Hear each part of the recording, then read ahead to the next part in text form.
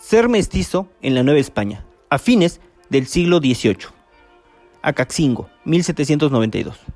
El trabajo analiza el grupo étnico mestizo en Acaxingo, cuartel segundo de la Alcaldía Mayor de Tepeaca, en jurisdicción de la Intendencia de Puebla, la Nueva España, a finales del siglo XVIII. Ubicado en una de las vías que conectaban a México con Veracruz y con las Tierras Calientes, donde predominaban las actividades textiles. Al determinar cuáles eran algunas de las características que compartían y que los diferenciaba de otros grupos no indígenas, distribución espacial, por sexo, estado civil y ocupación. Se avanza en el conocimiento a partir de un estudio de caso de la influencia de las diferentes etnias en la evolución de las relaciones sociales en la Nueva España. La ciudad de Acaxingo se encuentra ubicada en el partido de Tepeaca, en el extremo sur de la meseta del Anáhuac, a unos 40 kilómetros al sureste de Puebla, y allí se juntan los dos grandes caminos que suben desde la Tierra Caliente hacia Puebla, y de allí parte hacia la Ciudad de México, el que viene de Veracruz por Orizaba. Ya desde 1520, Acaxingo comenzó a sufrir, como el resto del partido, una de las más terribles consecuencias de la conquista, una epidemia, esta vez de viruela. Afectó a la población indígena y casi inmediatamente llegó el momento de los repartimientos, transformándose por ese entonces Acaxingo en parte integrante de la provincia franciscana del Santo Evangelio, dependiendo desde 1524 de Huejoxingo.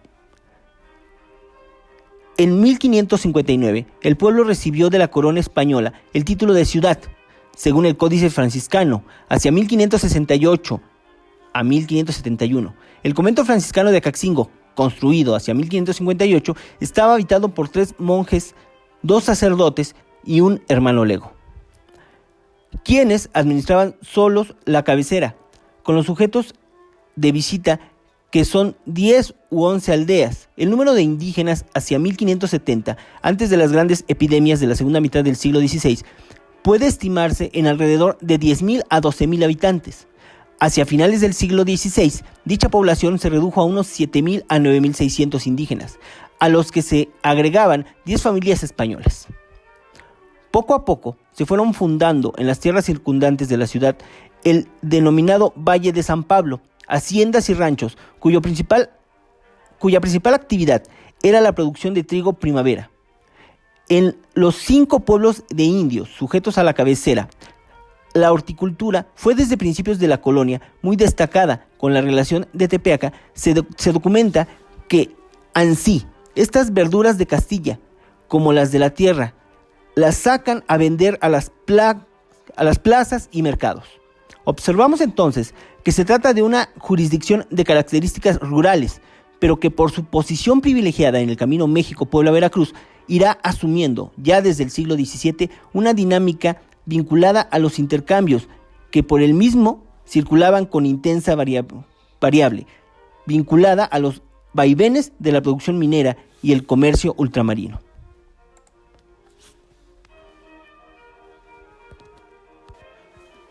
Después de haber pasado por graves crisis de mortalidad, de las que no conocemos evaluaciones acerca de su magnitud, la población comenzó a recuperarse desde la segunda y tercera década del siglo XVII a partir de los cálculos de Miranda sobre la lista tributaria para la Alcaldía Mayor de Tepeaca.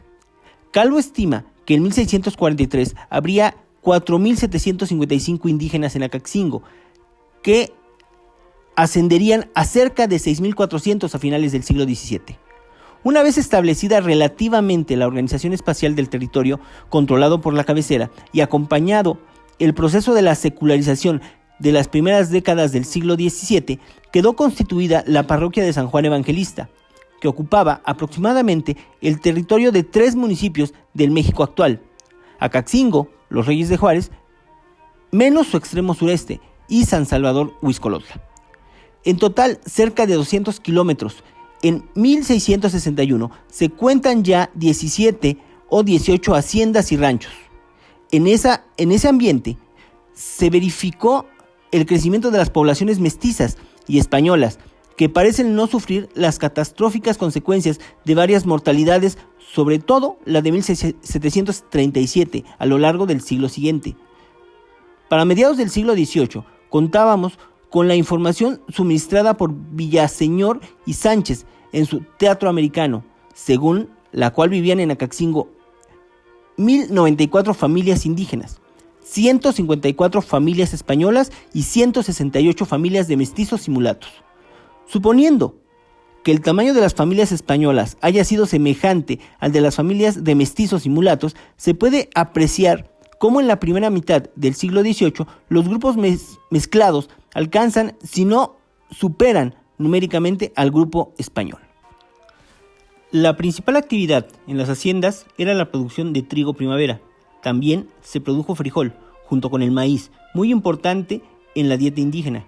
Una mención especial merece el caso del algodón, el cual, producido en jurisdicción de las villas de Córdoba y Orizaba, impulsó durante el siglo XVIII la expansión de la actividad textil en la región de Tepeaca, y a la cual, por supuesto, no fue ajena Acaxingo. El redactor de este censo de 1791 declara que su comercio es de lo más apreciado que el de Tepeaca. Lo más se sostienen del tejido de mantas que tienen estimación en Puebla y mucho consumo en 3 mercados que goza cada semana. El recién citado Padrón General de Familias Españolas, Castizas y Mestizas, con otro de morenos y pardos perteneciente a la jurisdicción de Tepeaca, al describir el pueblo de San Juan Acaxingo con sus pueblos, haciendas y ranchos anexos al cuartel, nos da una indicación vaga de la relación numérica que existía entre la población indígena de Acaxingo y la de los españoles, mestizos y otras castas. En su conjunto, es fundación de indios y hay tantos españoles y de otras castas como de aquellos, dado que estos últimos grupos comprendían un total de 2.499 individuos. Podríamos entonces inferir, dando por sentado que no existiera un subregistro exagerado, que la población total del cuartel a finales del siglo XVIII alcanzaba alrededor de 5.000 habitantes. En 1791, Acaxingo es un cuartel dentro de la subdelegación de Tepeaca, conformado por la cabecera homónima, 4 barrios, 5 pueblos, 16 haciendas, 9 ranchos y 13 casas de campo. Residían en Acaxingo 2.499 personas de los grupos no indígenas, españoles, castizos, mestizos, mulatos, pardos y moriscos. Esto representa más del 10% de la población no indígena de la subdelegación, 23.135 empadronados. El grupo mayoritario, los no indígenas, lo constituían los mestizos, con 1.295 individuos, que representan el 52% del total. Los españoles y castizos lo siguen en importancia, 1.098 alcanzaba el 44% del total. Por su parte, los mulatos y pardos, 103, representan el 4% de los no indígenas.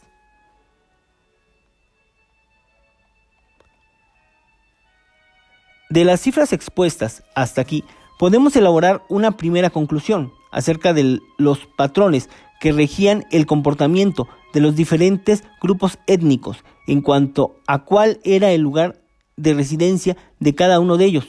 Vemos entonces cómo los españoles residían en un 72.3% en el casco, solo un 2.1% lo hacía en los barrios, el 24.5% en las haciendas, de las que obviamente en su gran mayoría eran propietarios, y el 1% restante residía en los pueblos indígenas. Se nota claramente una diferencia con los mestizos, ya que estos residían el 59% en el casco, el 23% en los barrios.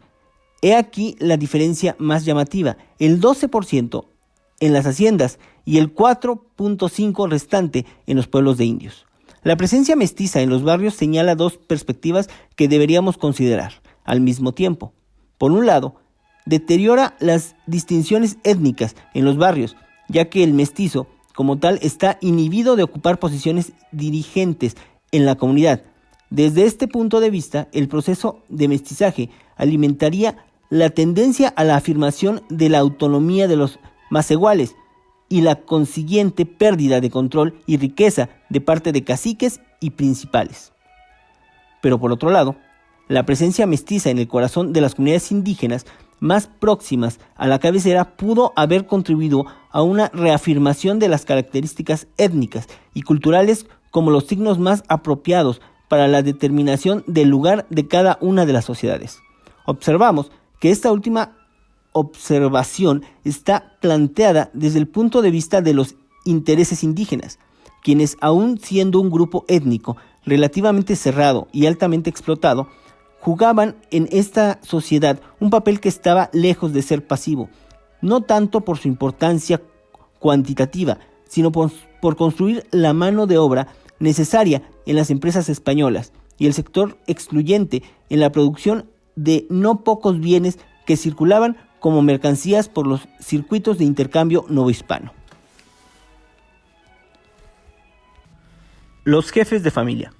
El censo registra 560 familias con miembros no indígenas en todo el ámbito del cuartel. De ellas, 390 se concentran en el casco, como podemos apreciar en el siguiente cuadro. Esta distribución de los jefes de las 390 familias que viven en la villa nos da una idea general de la estructura familiar, por grupo étnico, en la misma. Antes de seguir adelante, explicaremos una restricción del análisis que merece una aclaración: el papel de la mujer. En todas las instancias de la vida colonial, no hay duda que es necesario tomar en cuenta la participación de la mujer, y mucho más si intentamos analizar con la mayor precisión posible un fenómeno como el de las mezclas raciales, dando las uniones sexuales con el hecho determinante. Pero las fuentes que utilizamos propias de una época no tan lejana ocultan, podríamos decir, todo lo que le es posible la presencia activa de la mujer en la vida económica y social de la colonia. Sabemos que en cuanto a su inserción en las relaciones de producción, se dedicaban, entre otras, a tareas vinculadas a la actividad textil, tales como el hilado, pero insistimos, no existen en las fuentes que trabajamos forma de documentar esta presencia. Por ello, analizaremos la conformación de las uniones interétnicas, con especial atención a españoles y mestizos. A partir de la posición de los varones, sobre las cuales disponemos de una mayor información, sus ocupaciones fundamentalmente, el sector dominante. Consideramos como parte del sector dominante de la villa a españoles solteros, clero, 11 capellanes y vicarios, un boticario de Puebla, un labrador, 3 comerciantes propios, un comerciante y labrador con tierra arrendada, un receptor de alcabalas y pulques, un guarda de aduana,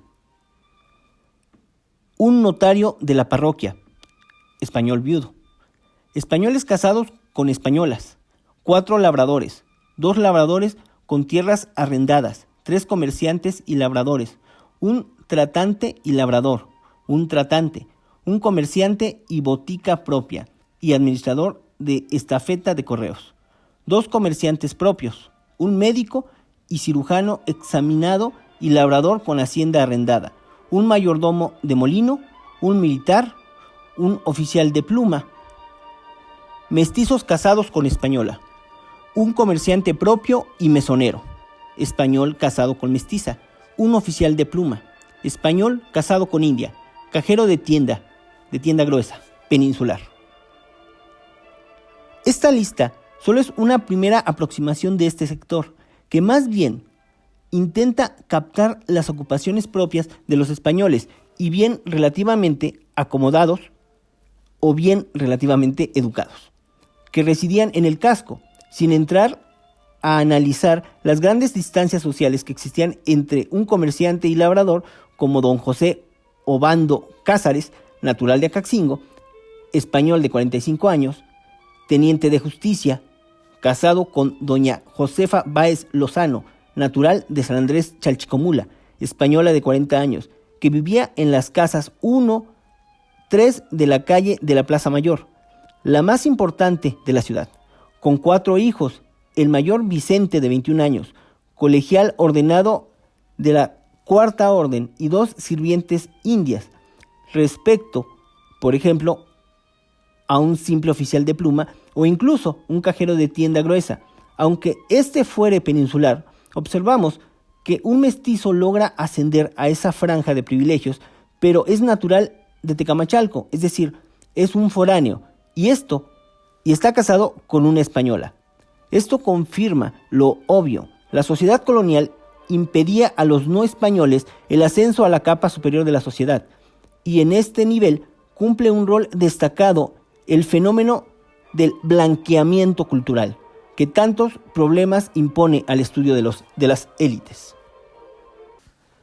Intentaremos realizar una interpretación de la posición social de los mestizos en la sociedad colonial, examinando a los varones jefes de familia, de quienes tenemos información sobre ocupación, comparándolo con el grupo conformado por los españoles jefes de familia. Es por ello que nos limitaremos en esta ponencia a analizar a los varones casados que residen en el casco. En este sentido, conviene explicitar dos cuestiones.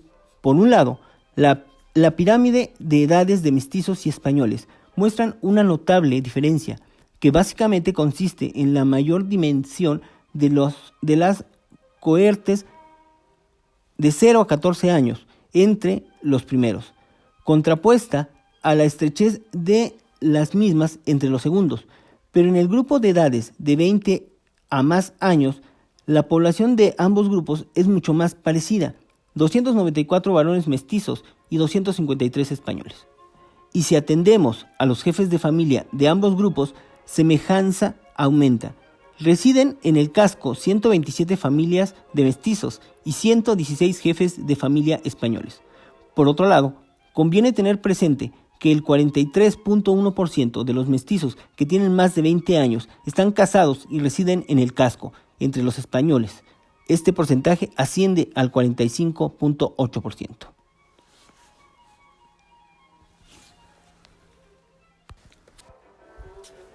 Distribución de las ocupaciones de los varones españoles mayores de 20 años, casados según tipo de unión étnica. Comerciante y labrador: 3 casados con españolas. Labrador: 4 casados con españolas. Comerciante propio: 2 casado con españolas.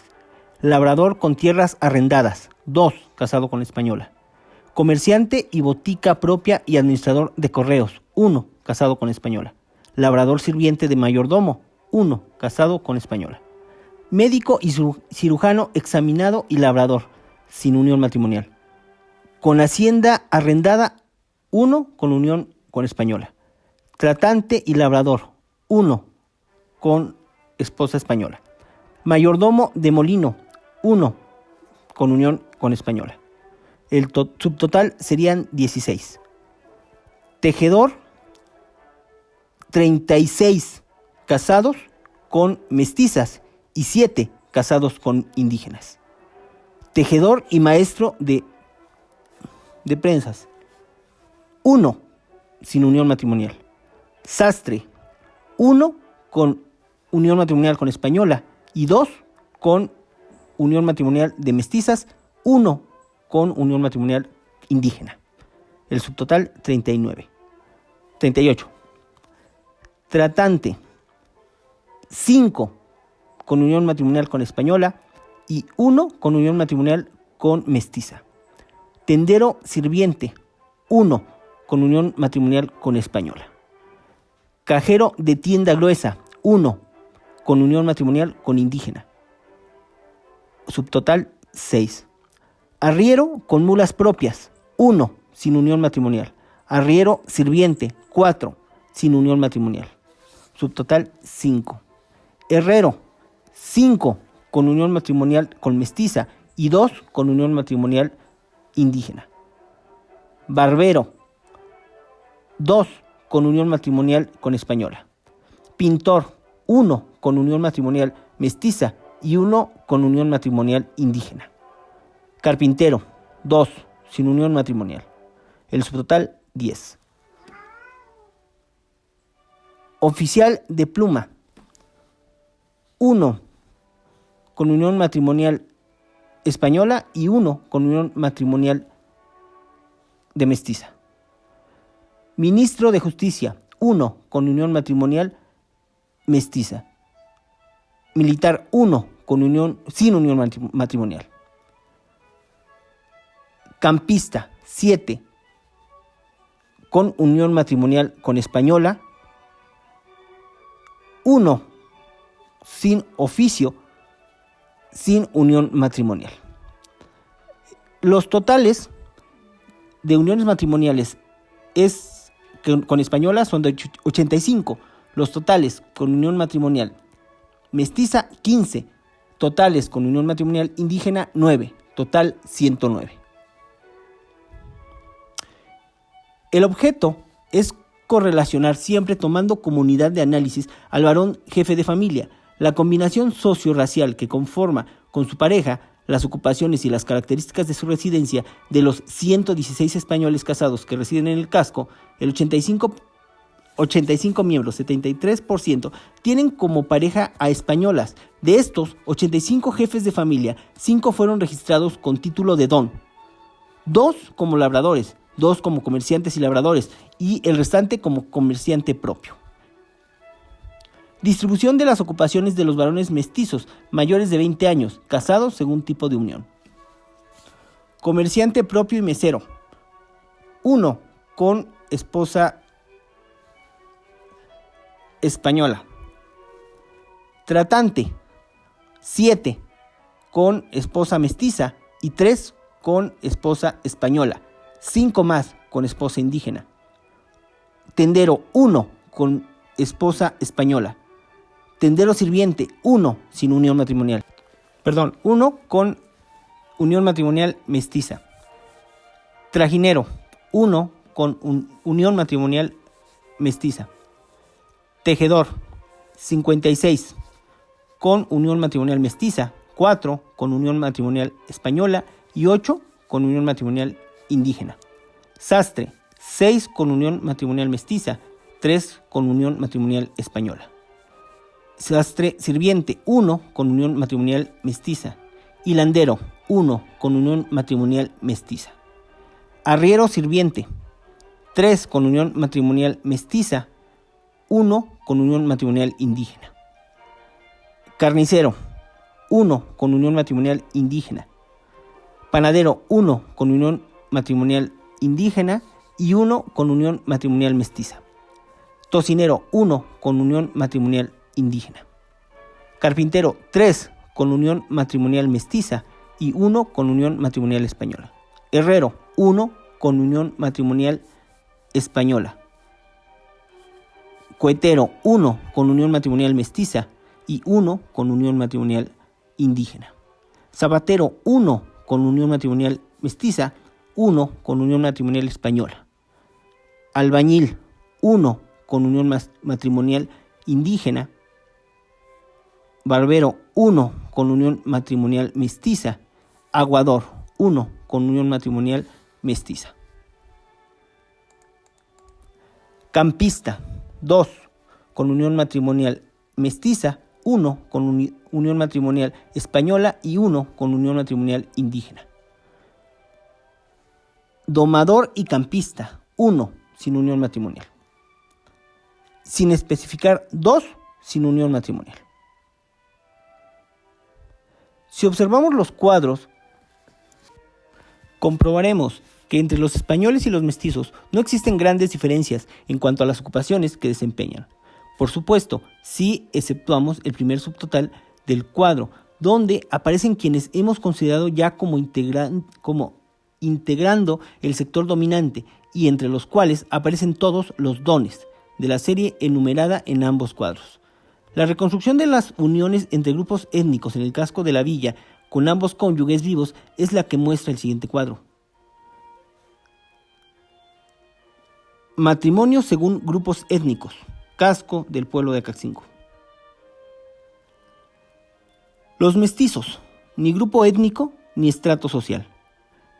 Diversos trabajos que analizan desde los distintos puntos de vista el problema de las relaciones interétnicas en el mundo colonial coinciden en la caracterización básica, según la cual todos los individuos de la sociedad colonial aspiraban o veían favorablemente la posibilidad de parecerse al grupo español, y por los motivos diversos, entre los cuales destaca la notoria ventaja jurídica de estos últimos, así como el deseo de escapar de las formas más crudas de explotación y discriminación. Es decir, se presupone que a partir de la existencia de una ideología dominante, según la cual ser español era sinónimo de ocupar legítimamente el estrato superior de una sociedad que se pensaba bien jerarquizada, todos los individuos se conformaban a una pauta de comportamiento acordes a esta división.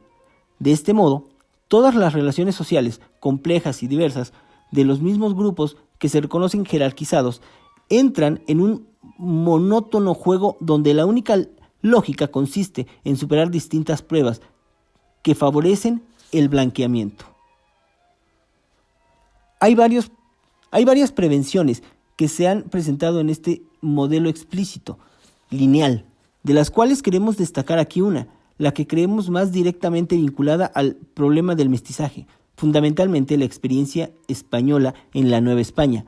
Consistió durante toda la etapa colonial en una permanente y en muchos sentidos imposible ensayo de compatibilización de las condiciones de existencia y desarrollo de un grupo reducido de población, por un lado, con las condiciones de existencia y subordinación de una amplísima variedad de grupos étnicos indígenas, por el otro lado. El crecimiento de los mestizos, acelerado durante el siglo XVIII y muy importante en la región donde se integra Caxingo, debería ser considerado como una prueba de las limitaciones de las prácticas sociales. Concreta imponía el modelo ideológico que legitimaba al orden colonial. Roinet Anderson remarca acertadamente los cambios económicos introducidos en el siglo XVIII como un factor de peso que contribuyó a diluir la importancia del sistema colonial estamentario basado en la raza o etnia. En Guadalajara, Anderson, 1988, en una línea de análisis similar a la que seguía por Chains y Taylor para el caso de Oaxaca, destacó la existencia de españoles pobres, poco diferenciados de los grupos no españoles en cuanto a la ocupación y residencia, como un indicador de la influencia mutua que la clase y la etnia ejercían entre sí a finales de la colonia. Desde nuestro punto de vista, y para el caso de Caxingo, el indicador clave de la crisis del modelo estamentario se encuentra en la propia existencia y ubicuidad de los mestizos, no solo en su importancia numérica.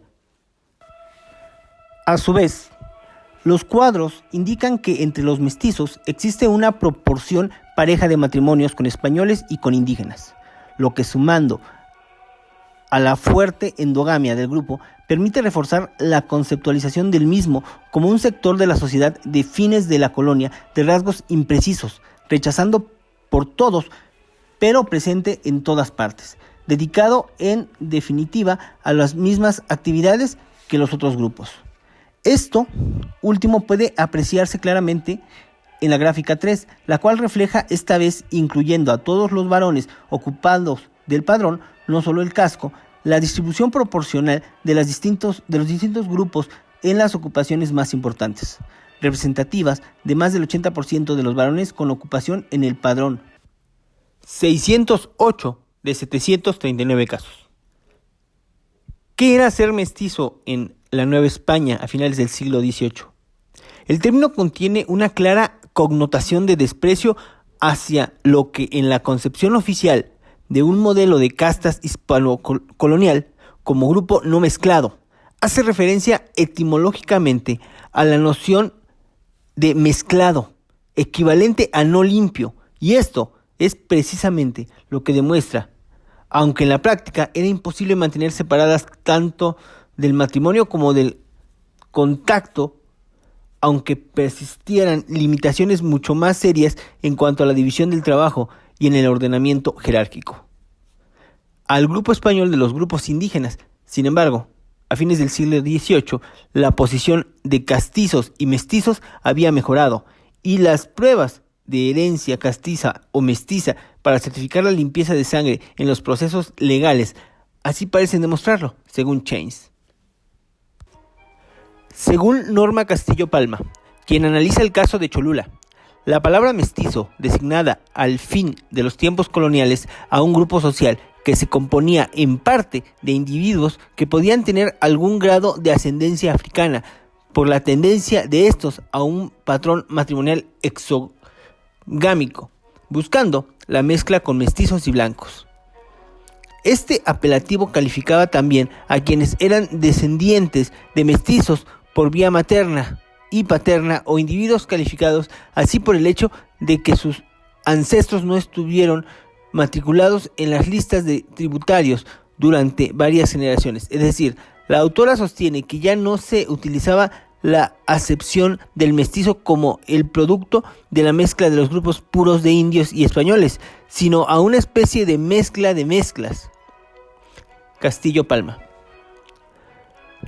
Pero según John Cheynes, no debemos ver a la población mulata y mestiza como grupos étnicos con identidades sociales distintas.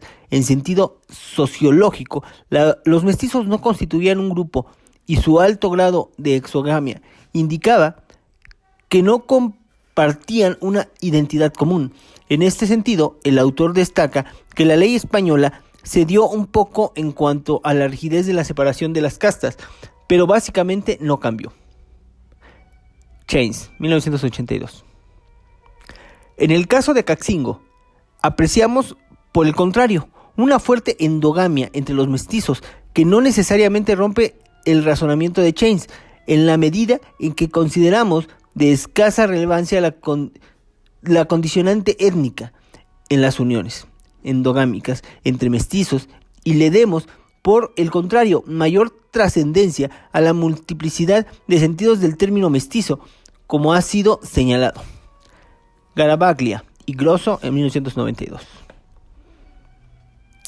En este sentido, por nuestra parte, proponemos estudiar a los mestizos, o al menos a la parte importante de ellos, como el resultado de la interacción en prácticas sociales concretas entre grupos de castas y aún españoles, por un lado, y los grupos étnicos indígenas por otro, para quienes lo importante no era el blanqueamiento, para aspirar a un hipotético ascenso social, llegando al extremo. Podría pensarse que un mestizo pobre, residente en una casa multifamiliar de la periferia y ganando apenas lo suficiente para comer, con solo preocuparse de aparecer como español, llegaría a mejorar su situación, o vería abiertas las puertas de la abundancia para sus descendientes. Sino por el contrario, con frecuencia se esforzaban por establecer un contacto lo más fluido posible con las comunidades indígenas, con el objetivo de posicionarse favorablemente en las relaciones sociales concretas de la sociedad colonial concreta, y no ajustarse al modelo ideológico de la denominación española.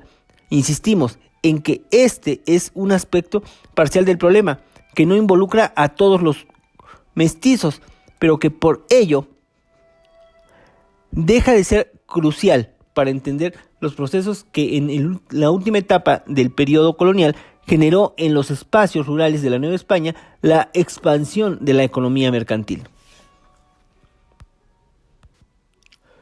¿Cómo demostrarlo?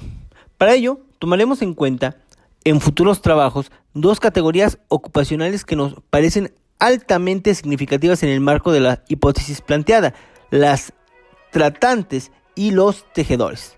Los tratantes y las tejedoras.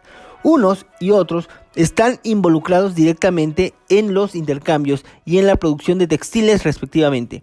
Analizaremos sus vínculos matrimoniales y espaciales, intentando rastrear, en la medida de lo que las fuentes lo permiten, la interrelación entre afinidades socio-ocupacionales y raciales.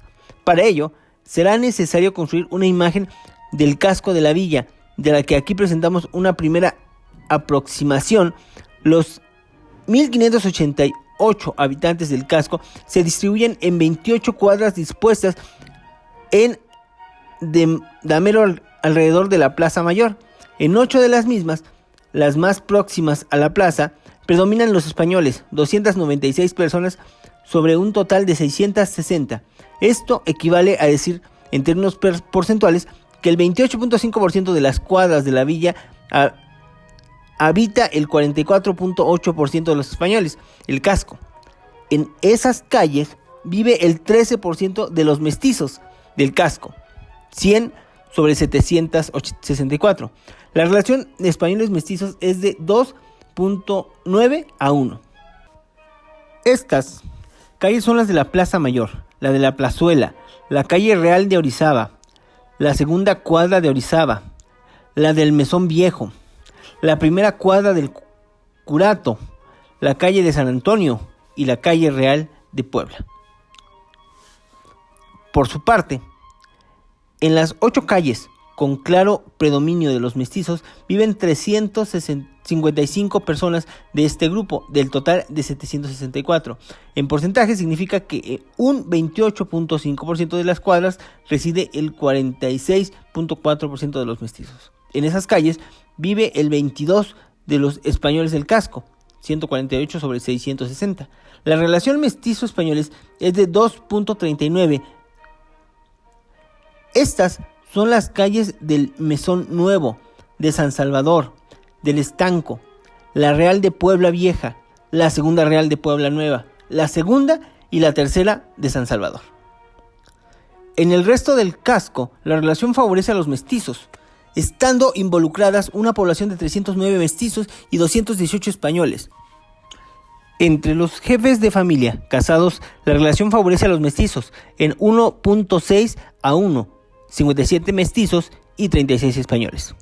Estas cifras expresan una realidad de la villa. Existe una zona del casco cuyo corazón es la Plaza Mayor, que presenta, como era de esperar, una clara predominación de españoles y que a su vez concentra al grueso de lo que hemos enumerado como el sector dominante.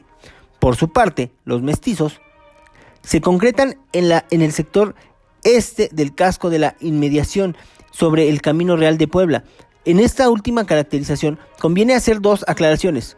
Por un lado, que el hecho de esta relativa aglomeración de mestizos, acompañada por una más tenue concentración de individuos de otros grupos, no debe ocultar que encontramos mestizos en todas las calles del casco, excepto en la de la Plazuela, ubicada al norte de la Plaza Mayor, a un costado de la iglesia parroquial, y por otro lado, aunque es un aspecto importante que no desarrollamos aquí, considerar que de los 68 foráneos registrados en la villa, 27 provienen de Puebla y el resto se divide entre otras 13 localidades de la Nueva España. Estos desplazamientos de población y la permanente circulación de personas y bienes por el camino de Puebla a Caxingo, Orizaba, recordemos que el censo no menciona a los que están de paso, le impone una característica particular a este ámbito. Ahora bien, si consideramos la ubicación en el casco de los varones jefes de familia casados mayores de 20 años, tenemos que en las 8 calles más próximas a la Plaza Mayor residen 44 de los 110 españoles, 40%, y 18 de los 125 mestizos, siendo 14.4%, siendo relación de jefes de familia español mestizo del 2.4 a 1. Por su parte, en las 8 calles donde predominan los mestizos, residen 50 de los 125 jefes de familia mestizos casados, 40%, y 30 de los 110 españoles, el 27%, siendo la relación de jefes de familia mestizos españoles de 1.6 a 1. Esta presentación confirma que la residencia en cuanto a las posibilidades de convivencia que implica, sumado a la afinidad ocupacional en oficios compartidos o que están vinculados, y las características étnicas tal como son percibidas por la fuente trabajada, permiten visualizar la compleja trama que atravesaba al grupo de los mestizos, así como sus múltiples vinculaciones con el resto de la sociedad. En este trabajo, esperamos contribuir a la discusión acerca de la importancia relativa que en la sociedad novohispana a finales del siglo XVIII tenían entre sí los criterios étnicos y sociales, llamando la atención sobre las limitaciones de aquellos enfoques que a partir de generaciones muy amplias y generalidades vagas no reflejan con la debida precisión las relaciones sociales concretas que involucraban a los grupos étnicos de la colonia. Es importante establecer, como sugieren Grosso y Caravaggio, la necesidad de considerar a las fronteras étnicas como la barrera semántica o como sistemas de clasificación, es decir, como categorías sociales más que como límites geográficos.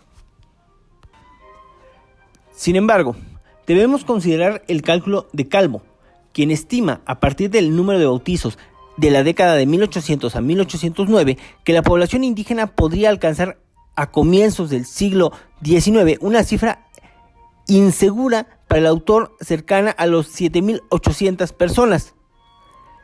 En 1791 residían en la Alcaldía Mayor de Tepeaca 8.691 españoles, 13.199 mestizos y 1.245 mulatos, o sea, un total de 23.135 no indígenas en dicha jurisdicción.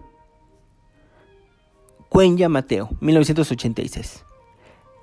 El padrón también menciona, aun cuando no está interesado en su registro, la presencia de 117 indígenas, en su mayoría mujeres con relaciones de parentesco con grupos no indígenas, no sirvientes de los mismos. Indígenas, 75 mujeres, 42 varones.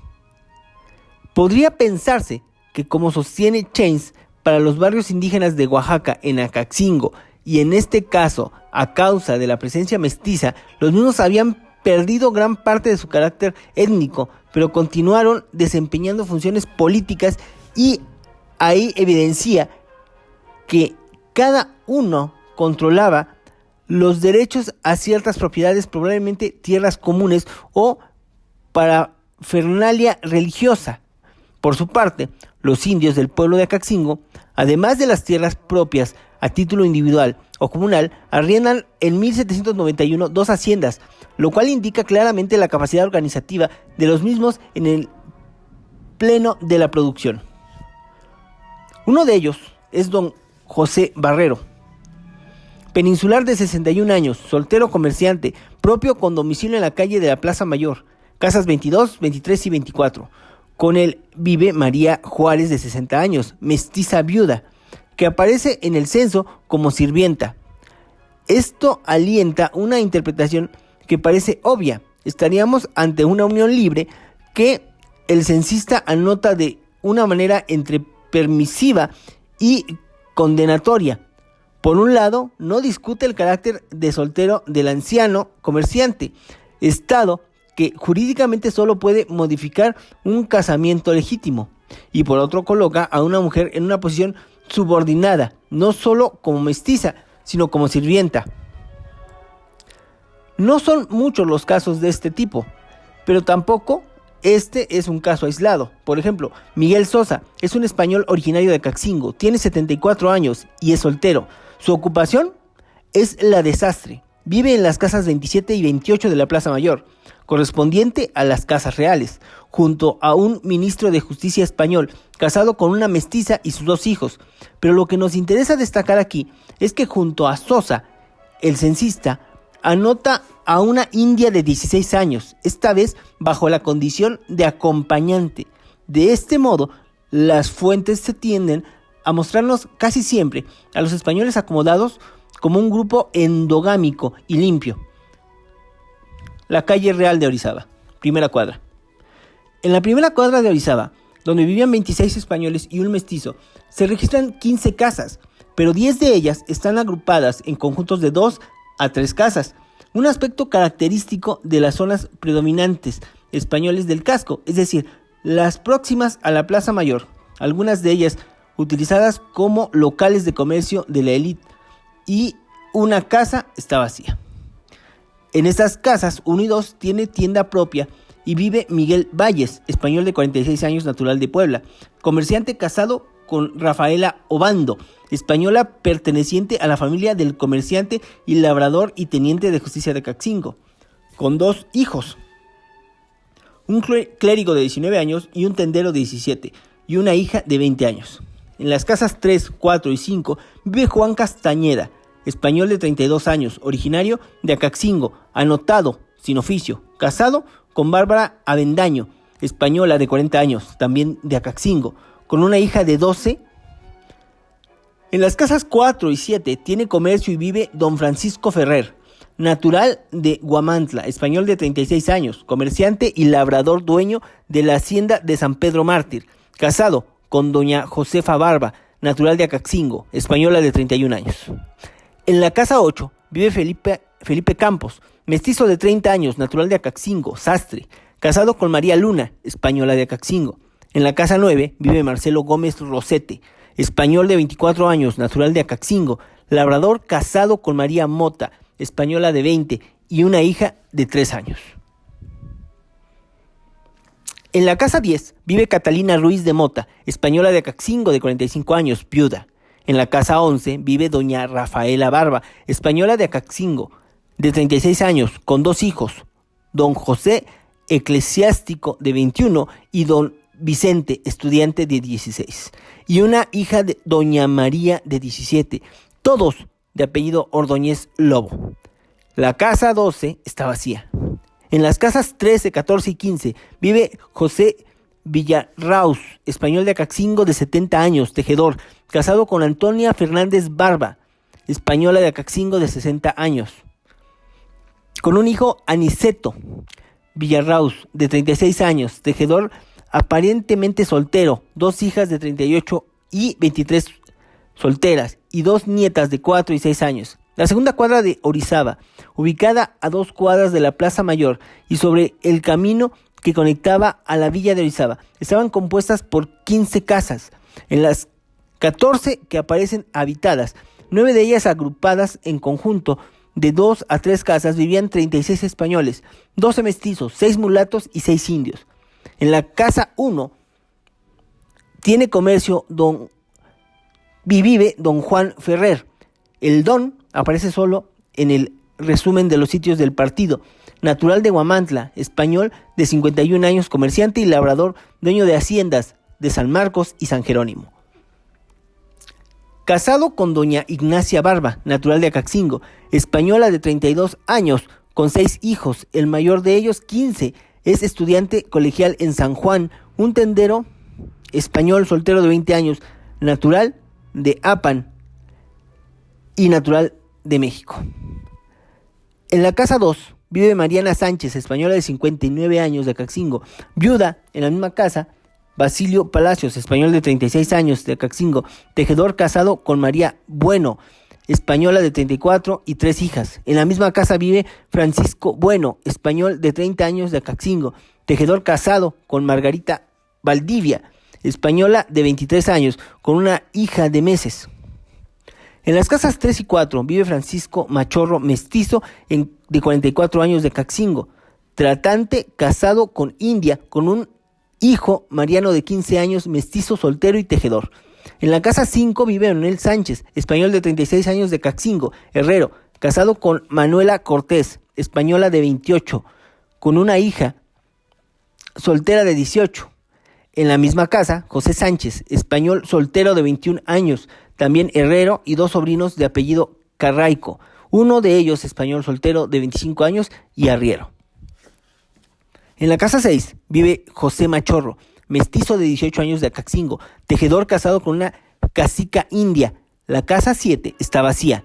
En la casa 8 vive Manuela Chávez, una viuda india, con un hijo, Antonio Solano, mestizo, soltero de 23 años, arriero con mulas propias, una hija de 21 y una huérfana de 9 años. En las casas 9 y 10 vive José Herrera, español de 30 años, de Acaxingo, tejedor, casado con María Hernández, india, cacica de la hija de 12 y 2 hijos de 5 y de 2 años. En las casas 11, 12 y 13 vive Felipe González de Herrera, español de 62 años, de Acaxingo, tejedor, viudo, con una hija española soltera de 40 años. En las casas 14 y 15 vive Andrés Barba, español de 45 años, de Acaxingo, labrador, viudo, con 4 hijos. Los 2 mayores, 17 y 14 años, son estudiantes, los otros 2 de 8 y 4, y una hija de 6. En la misma casa vive Margarita Sánchez, mestiza, soltera, sirviente, con un hijo mestizo de 8 años. En la misma casa vive José Ignacio López, español de 24 años, de Acaxingo, labrador, casado con María Francisca Barba, española de 21 años, de Acaxingo, con seguridad otra hija de Andrés Barba. La tercera cuadra de San Salvador. Esta cuadra, en los confines del casco, cuando Este se confunde con la campiña circundante. Está conformada por 10 casas. En ellas viven 45 mestizos y 23 españoles y 6 indios, entre los cuales están 7 de las personas que hemos elegido como unidades de análisis: español y mestizos varones, casados de más de 20 años y ocupados como tejedores o tratantes. Trataremos de captar en sus complejas interacciones. En la casa 1 de esta cuadra vive Manuel Hernández, una viuda española de 29 años, originaria de Guamantla, junto a una huérfana de 8 años y una hermana soltera de 40. En la misma casa vive Patricio Jiménez, mestizo de 26 años, originario de Acaxingo, tejedor, casado con María Juárez, mestiza, originaria de Acaxingo. Un hijo de 4 y una hija de 1 año. En la casa 2 vive Pedro José Hernández, español de 34 años, originario de Acaxingo, campista, casado con Ana María Palacios, española de 22. En la casa 3 vive Gaspar Miranda, peninsular de 54 años, cajero de la tienda Gruesa, casado con India, con 2 hijos mestizos de 9 y 7 años y 2 hijas de 4 y 2. En la casa 4 vive María Cueto, mestiza viuda de 50 años, originaria de Acaxingo, con su hermana Manuela Cueto, también mestiza y viuda de 48. Esta última tiene una hija mestiza de 23 años, soltera y con 3 hijos, 2 varones de 8 y 1 año y una hija de 3. En la misma casa vive otra hermana de María y Manuela Cueto, Ignacia, mestiza de 52 años y también viuda, con un hijo mestizo de 18 años, originario de Acaxingo, tejedor, casado con India, y un sobrino mestizo de 15 años, soltero y tejedor. En la casa 5 vive Juan Camacho, mestizo de 46 años, originario de Acaxingo, tocinero, casado con María López, cacica india, con un hijo mestizo de 10 y 2 hijas de 14 y 8 años. En la casa 6 vive Juan Ramón, indio cacique, casado con Isidra Muñoz, mestiza de 28 años, con una hija de 7 y una hija de 2 años, y un sirviente Juan de Dios, soltero mestizo, de 77 años, originario de Acaxingo.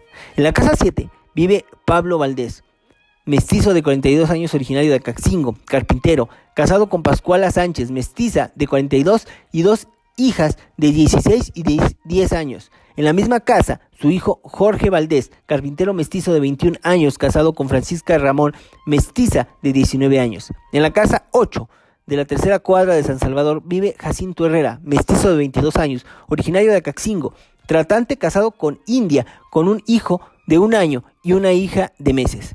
En la casa 9 vive Santiago Macón, un peninsular de 60 años, tratante, casado con Mariana Cañaveral, española de 35, tiene un hijo de 6 y una hija de 3 años. En la misma casa, Santiago González, mestizo y viudo, tejedor de 52 años, originario de Acaxingo, y una hija soltera y mestiza de 20 años.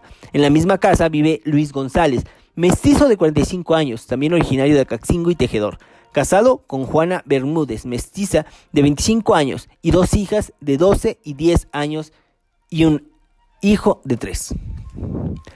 En la casa contigua, última de la cuadra, la número 10, vive José Valderrama, un español de 78 años, originario de Acaxingo y tejedor, casado con Juana Rosas, española de 50 años. En la misma casa vive Andrés Valderrama, español de 60 años, originario de Acaxingo y también tejedor, casado con Francisca Luna, cacica india, con un hijo, Andrés Valderrama, soltero de 21 años, mestizo y tejedor, y una hija mestiza de 26.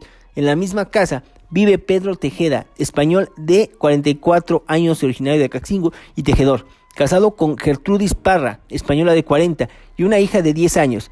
En la misma casa vive Claudio Acevedo, español de 25 años, originario de Acaxingo, arriero, sirviente, casado con María Oronsoro, española de 18. Su suegra, Bárbara Valderrama, viuda de Oronsoro, española de 46 años, y 2 hermanas de su esposa, de 9 y 11 años. En la misma casa vive José Antonio Trejo, español de 23 años, originario de Quechula, campista, casado con Gertrudis Orea, española, originaria de Tecamachalco, y con ellos un huérfano mestizo de 11 años. El agradecimiento que hace el autor a Juan Carlos Grosso, quien a través de sus críticas y sugerencias está presente en este trabajo, como lo estará siempre en nuestro recuerdo. Cuadernos de la Facultad de Humanidades y Ciencias Sociales, Universidad Nacional de Jujuy, Argentina. San Miguel G. Ser mestizo en la Nueva España a finales del siglo XVIII. Acaxingo, 1792.